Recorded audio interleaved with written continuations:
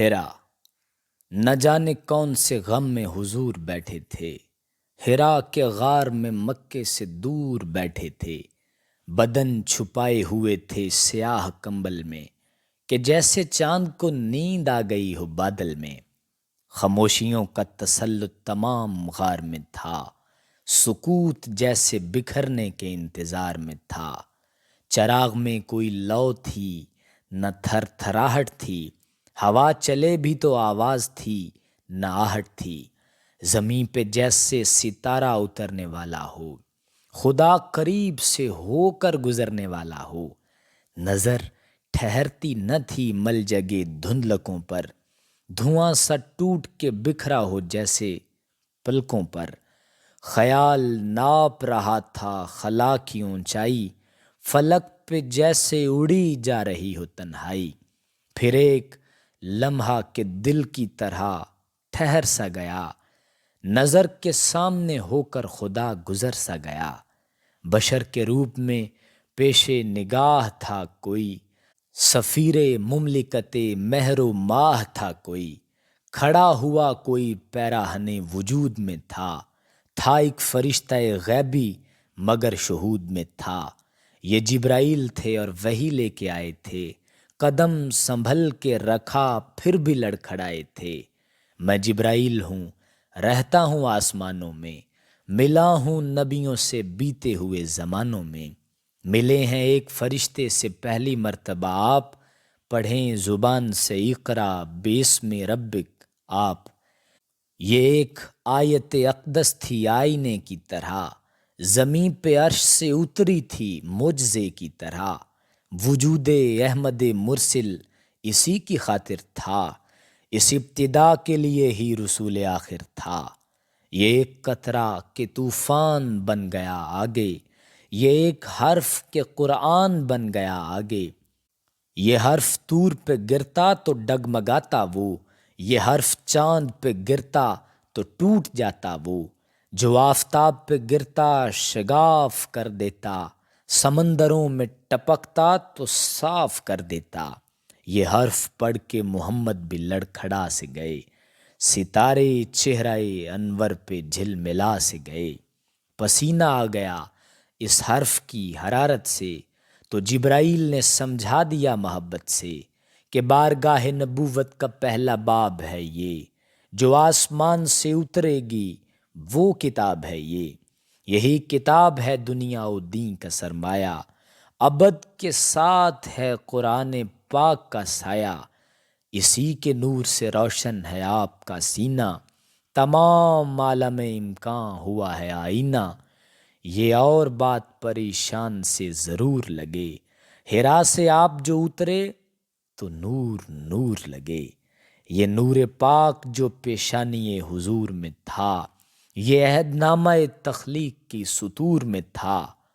یہ نور سارے رسولوں میں بٹتا آیا تھا، یہ نور وقت کے پردے الٹتا آیا تھا۔ یہ نور آدم و حوا کی رہ گزر کا چراغ، یہ نور نوح کے طوفان میں زمیں کا سراغ۔ یہ نور حضرت داؤد کے ہنر میں رہا، یہ نور حضرت ایوب کی نظر میں رہا۔ یہ نور گوشائے زندہ میں اڑ کے آیا تھا، یہ نور دیدہ یعقوب میں سمایا تھا۔ یہ نور حضرت موسیٰ کے ہاتھ میں چمکا، یہ نور مصر سے پھر کائنات میں چمکا۔ یہ نور دامن مریم کو دھونے والا تھا، یہ نور لاشائے عیسیٰ پہ رونے والا تھا۔ یہ نور صرف ہوا، صرف ہو کے کم نہ ہوا، یہ نور وقت کی تاریکیوں میں ضم نہ ہوا۔ یہ نور جلوہ گہے کائنات کا حاصل، یہ نور دن کا اثاثہ ہے رات کا حاصل۔ یہ نور لے کے خدیجہ کے پاس آئے حضور، تمام جسم حرارت سے ہو رہا تھا چور۔ عجیب لرزہ سا ان کے بدن پہ طاری تھا، جبیں پہ سرد پسینہ تھا، دل بھی بھاری تھا۔